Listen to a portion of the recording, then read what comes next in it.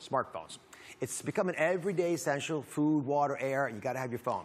You spend 195 minutes a day on your phone. That's over 3 hours on your phone. Texting, you're shopping, you're talking on it, you're doing everything with that phone. But does this modern necessity put you at risk for brain cancer? Recent headlines and new information from Consumer Reports got me questioning what we should all know about smartphones. Do cell phones cause brain cancer? Health crisis warning, calling on governments worldwide to lower human exposure to radiation from cell phones. In March, a German study found that cell phone signals can cause tumors in mice.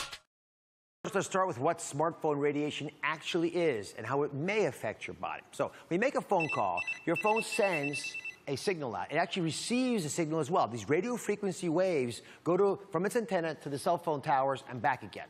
How much of these waves are you getting from your phone? I sent Dr. Butch Rosser, one of my core team experts, to investigate. Before every cell phone is sold, it has to be tested and meet stringent government standards for radiation exposure. One of the few labs that does the testing, RF Exposure, is based in San Diego. I was offered a rare opportunity to go behind closed doors to see just how it's done. Hi, I'm Dr. Butch Rosser. The lab is run by Jay Moulton. What we have here is we got a robotic arm that we use that moves around this probe, and the probe is what actually does all the measurements. Okay. And the probe will come around and go into a tub that is... Oh, this is a tub? This is a tub, and it's in the form of the human head, and that way you can do the left and the right side. And then it measures the RF exposure or radiation exposure with this precise robotic arm of yours, Correct. right? I got to get involved. I'm getting out of this coat. You got to let me just work with you today. I'm your lab assistant today, okay? Now, what we want you to do is to test two of the more popular phones. We're going to go full contact to the ear.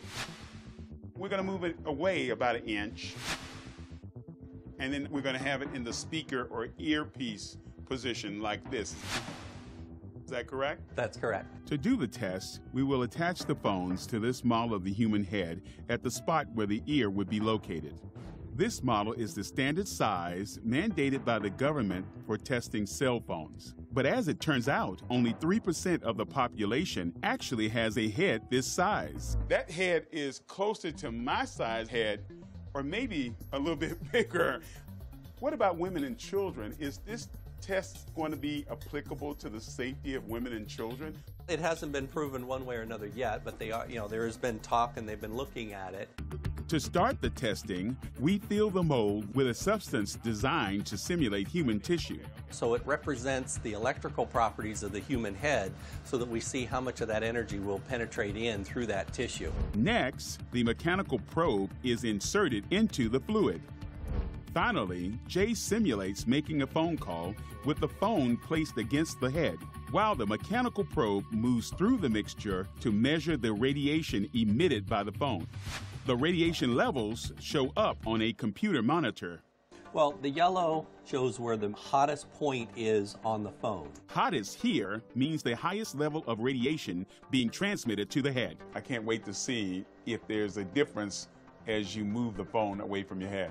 What our test confirmed, there is a difference, a big one. If you look at the numbers there, the 1 inch, you're dropping 70 to 80%, and then when you get further out, even at the 3 inch, it drops even further than that. Translated, that means if your phone is against your head, you're exposed to your phone's maximum amount of radiation, 100%.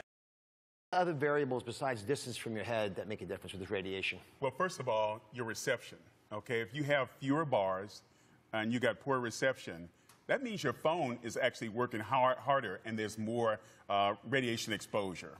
Even the service you have might make a difference between you and the person next to you. Oh, absolutely. How can it be so difficult to figure out if a smartphone's radiation is a problem or not? Well, these tumors are very slow growing. That's number one. So it may take years and years to find out the true answer from that aspect. The other thing is the technology. It's always changing.